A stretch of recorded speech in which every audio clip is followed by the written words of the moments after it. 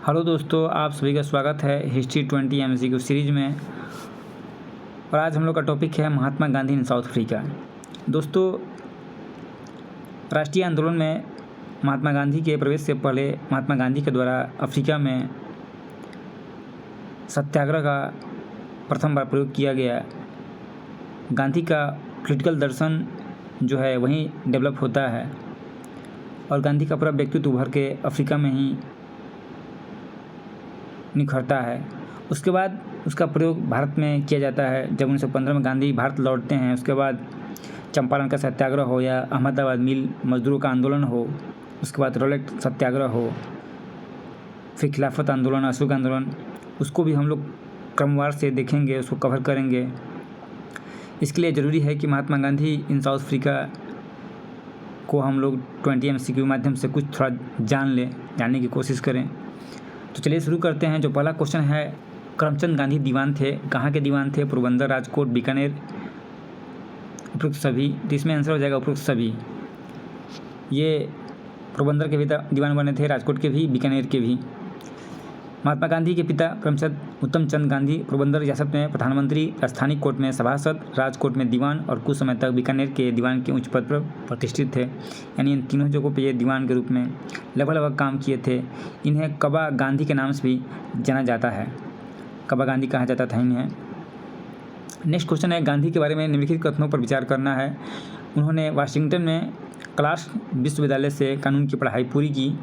ये कथन सही नहीं लग रहा है, क्योंकि गांधी जी के द्वारा जो है कानून की पढ़ाई यूनिवर्सिटी ऑफ लंदन से किया गया था। वह अपने मुवक्किल दादा अब्दुल्ला से जुड़े एक मामले के सिलसिले में दक्षिण अफ्रीका गए थे। ये बिल्कुल कथन सही है, इसमें आंसर बी होना चाहिए।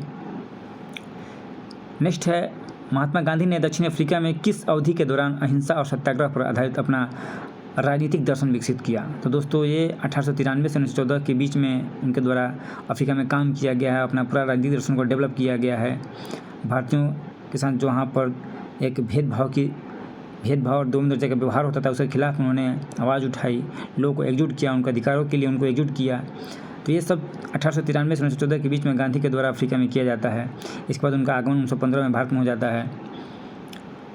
नेक्स्ट क्वेश्चन है, निम्नलिखित घटनाओं पर विचार करें। नटाल इंडियन कांग्रेस की स्थापना, टॉलस्टॉय फर्म की स्थापना, वोल्क्सक्राफ्ट सत्याग्रह की शुरुआत, ट्रांसवाल ब्रिटिश इंडियन एसोसिएशन की स्थापना।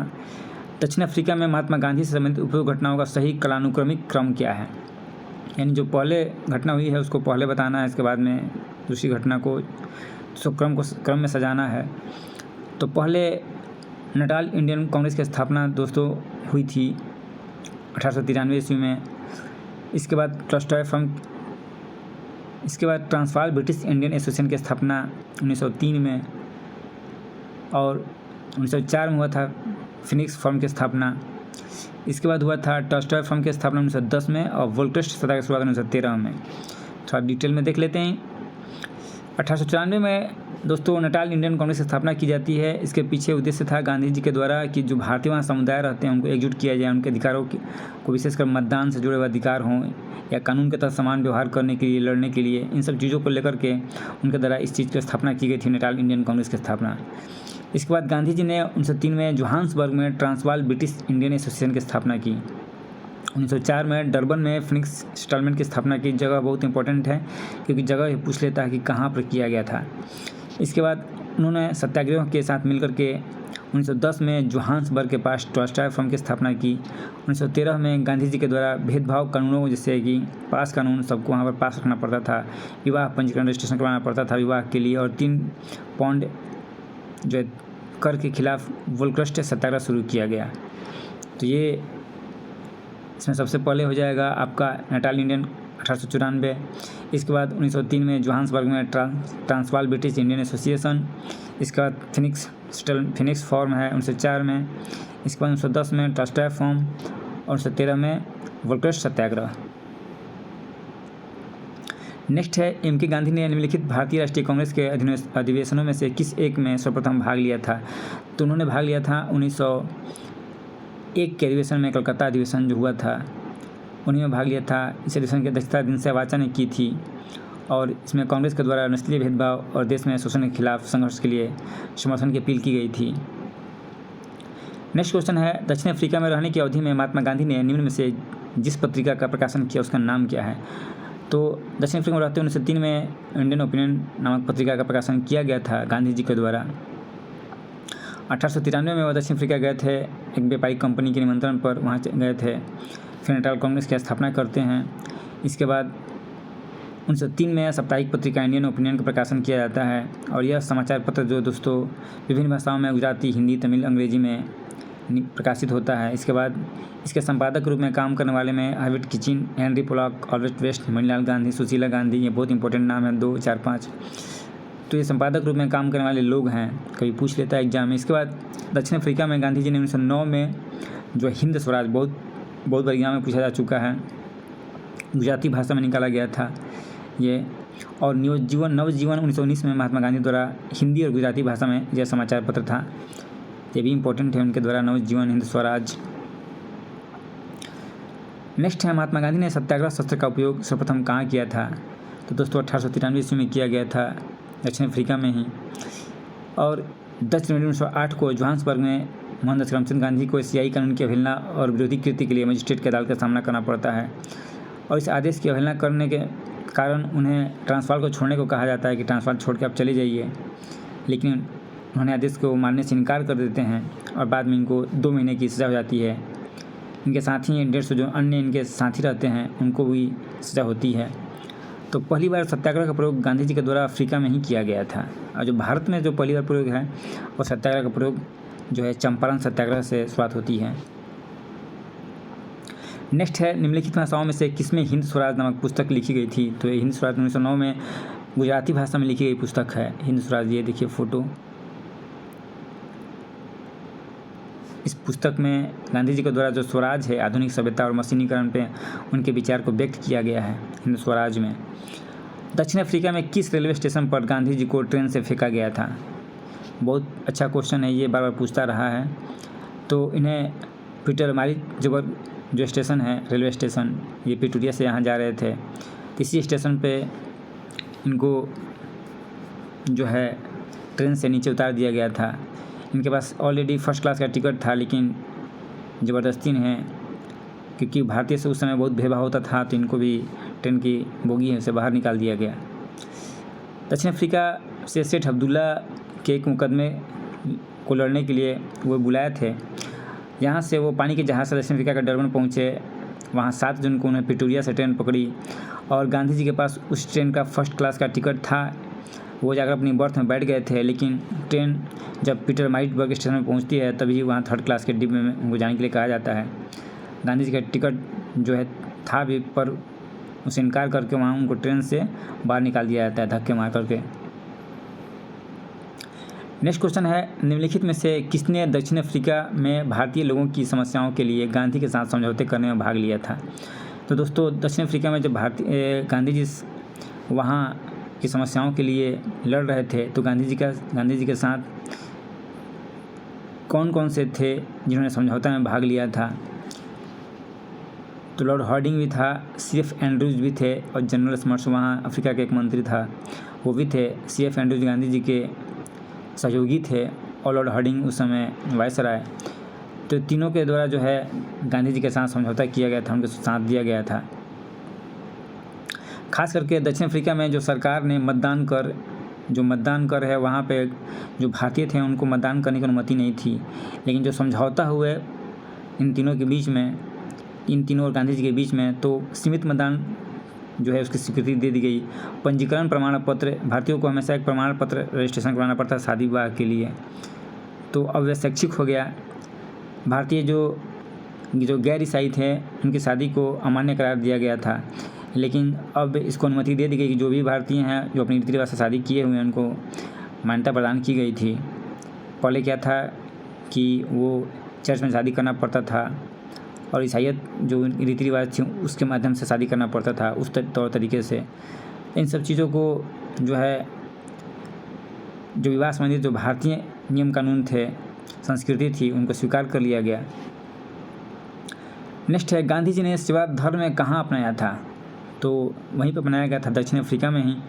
गांधी जी के द्वारा सेवा धर्म दक्षिण अफ्रीका में गांधी जी जो पारसी रुस्तम जी द्वारा स्थापित एक धर्मांध अस्पताल था, उसमें जाकर उन्होंने ज़रूरतमंदों की सेवा की, देखभाल किया, कंपाउंडर के रूप में काम किया। साथ ही साथ जो 1899 के आसपास में बोर युद्ध हुआ था, सेकेंड बोर युद्ध, उसमें जो घायल सैनिक थे, गांधी जी जाकर उनकी भी सेवा करते थे। इस तरह सेवा धर्म का जो भाव है गांधी जी ने अफ्रीका में स्वीकार कर लिया था। नेक्स्ट है गांधी जी ने गाया हुआ प्रिय एवं प्रसिद्ध भजन वैष्णव जन तो तेने कहिए की रचना किसके द्वारा की गई थी? तो ये किया गया था नरसिंह मेहता द्वारा। ये उनका रहा इमेज, नरसिंह मेहता। वैष्णव जन तो तेने कहिए गांधी जी का सबसे प्रिय भजन था। नेक्स्ट है किन दो नेताओं ने भारत में दौरा कर सामाजिक उत्थान का कार्य किया? तो ये गांधी जी थे और तिलक। इसका आंसर हो जाएगा गांधी जी और तिलक के द्वारा घूम घूम कर सामाजिक उत्थान के लिए कार्य किया गया है। 1890 ईस्वी में पुणे में न्यू इंग्लिश स्कूल खोला गया तिलक के द्वारा। गांधी जी बुनियादी तालीम के समर्थक थे। उनके द्वारा समाज सुधार, गरीब बच्चों को आत्मनिर्भर बनाने के लिए, स्त्री शिक्षा पर बल देने के लिए, इन सब चीज़ों के लिए गांधी जी ने घूम घूम कर काम किया। हरिजनों को और अन्य जातियों को वो समान समझते थे, उन्हें हरि के जन कहते थे। नेक्स्ट है एम.के. गांधी समर्थक थे। तो एम.के. गांधी दार्शनिक अराजकतावाद के समर्थक थे, मार्क्सवादी समर्थक थे नहीं, श्रीनिवास समाज थे नहीं। दार्शनिक अराजकतावाद ये होता है कि जो राज्य है उसको एक शक्ति का संगठन, शक्ति का इकाई माना जाता है। राज्य मनुष्यों पर बल का प्रयोग करता है, जबकि गांधी जी चाहते थे कि मनुष्य अपने नैतिक बल से अपना जो है अपना कल्याण करे, अपने आत्मबल से अपना जो है अपने आगे का जो सफ़र तय करे।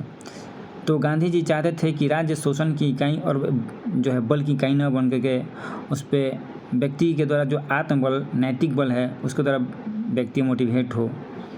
इसलिए उनको दार्शनिक अराजकतावाद भी कहा जाता है। मुख्य रूप से ये पीटर कॉप्टिंग के द्वारा दिया गया सिद्धांत था दार्शनिक अराजकता, जिसे गांधी ने स्वीकार कर लिया था। नेक्स्ट है गांधी जी की दृष्टि में अहिंसा का क्या अर्थ है? तो दोस्तों अहिंसा का अर्थ है सत्य की प्राप्ति के रास्ता। अहिंसा परमो धर्म गांधी जी का कहना था। नेक्स्ट क्वेश्चन है निम्नलिखित में से किसने सत्याग्रह शब्द को गढ़ा है? तो सत्याग्रह शब्द को गांधी जी ने गढ़ा था। सबसे पहले महात्मा गांधी ने इस शब्द को गढ़ा था। मगनलाल गांधी ने इसके लिए शब्द सुझाया था सदाग्रह, जिससे थोड़ा बहुत परिवर्तन करके गांधी ने इसको सत्याग्रह में तब्दील कर दिया। सत्याग्रह का मतलब सत्य के लिए आग्रह करना, सत्य के लिए सब कुछ आग्रह करना। सत्य अहिंसा से उत्पन्न होने वाले बल को सत्याग्रह कहा जाता है। इसका प्रथम प्रयोग गांधी जी के द्वारा 1917 चंपारण सत्याग्रह में किया गया था। सफल प्रयोग रहा था ये। नेक्स्ट है निम्न में से किसने महात्मा गांधी को आदेशित किया था कि वह भारत में प्रथम वर्ष खुले कान पर मुंह बंद कर व्यतीत करे? खुले कान पर मुंह बंद कर व्यतीत करना है। ये तो गोपाल कृष्ण गोखले ने कहा था गांधी जी को कि अपना जो है वो भारत का भ्रमण करें, अपना आँख खुला रखें, कान और मुंह बंद रखें और पूरा भारत को भ्रमण करके भारत को समझें। इसके बाद जो भारत की जो राजनीति है उसमें प्रवेश करें। उसी संदर्भ में कहा गया है। वह व्यक्ति जिसने 4 अप्रैल 1919 को दिल्ली की जामा मस्जिद के प्रवचन मंच से हिंदू मुस्लिम एकता पर भाषण दिया, वह कौन था? तो स्वामी श्रद्धानंद थे। निम्न में से किस आंदोलन से गांधी जी संबंधित नहीं थे? दोस्तों स्वदेशी आंदोलन उससे संबंधित नहीं थे। गांधी जी खिलाफत संबंधित थे, व्यक्तिगत सत्याग्रह, अपराध छोड़ आंदोलन, तीनों से संबंधित थे ये। नेक्स्ट क्वेश्चन है बिहार और उड़ीसा में प्रचलित कम्युनिटी प्रथा का तात्पर्य क्या था? तो ये बंधुआ मजदूरी का रूप था दोस्तों, कम्युनिटी प्रथा, जिससे गुजरात में डुबला और बली, जबकि तमिलनाडु में पडियल कहा जाता था। नेक्स्ट क्वेश्चन है निम्नलिखित में से कौन सा एक कथन महात्मा गांधी की आत्मकथा सत्य के साथ प्रयोग के विषय में सत्य नहीं है? उनकी जो आत्मकथा है माई एक्सपेरिमेंट विद ट्रूथ, उसके बारे में सत्य नहीं है। 3 कठिया प्रथा का इसमें वर्णन है। सत्याग्रह शब्द की उत्पत्ति का इसमें वर्णन है। इसमें इंडियन ओपिनियन समाचार पत्र का वर्णन है। इसमें भारतीय राष्ट्रीय कांग्रेस के लाहौर अधिवेशन 1929 का वर्णन है। तो दोस्तों यही गलत है, इसमें इसका वर्णन नहीं है। भारतीय राष्ट्रीय कांग्रेस के लाहौर अधिवेशन का वर्णन नहीं किया गया है, बाकी तीनों का वर्णन है। गांधी जी के अनुसार हिंसा का क्रूरतम रूप क्या है? तो गरीबी का स्थायित्व। गांधी जी कहते थे कि जो गरीबी है, आदमी गरीब पैदा हो सकता है लेकिन गरीब बनना नहीं चाहिए। तो गरीबी का अस्तित्व जो है गांधी जी के लिए सबसे हिंसा का क्रूरतम रूप है। नेक्स्ट है गांधीयन इनोवेशन, गांधी जी का नवाचार का तात्पर्य क्या है। तो इसमें था कि कम निवेश से अधिक से उत्पादन किया जाए लोगों के लिए, यही गांधीयन इनोवेशन था। संसाधन का कम निवेश हो और अधिक से अधिक उत्पादन हो, यह जो है गांधीयन इनोवेशन प्रोफेसर प्रहलाद एवं आर्य माशेलकर द्वारा दिया गया शब्द है, जिसका तात्पर्य है न्यूनतम संसाधन और न्यूनतम लागत पर अधिक से अधिक लोगों की सेवा। तो आज के हिस्ट्री 20 MCQ में दोस्तों इतना ही था। कल हम लोग देखेंगे चंपारण सत्याग्रह, इसके बाद जो भी टॉपिक है उसको कंटिन्यू करते रहेंगे। Thank you.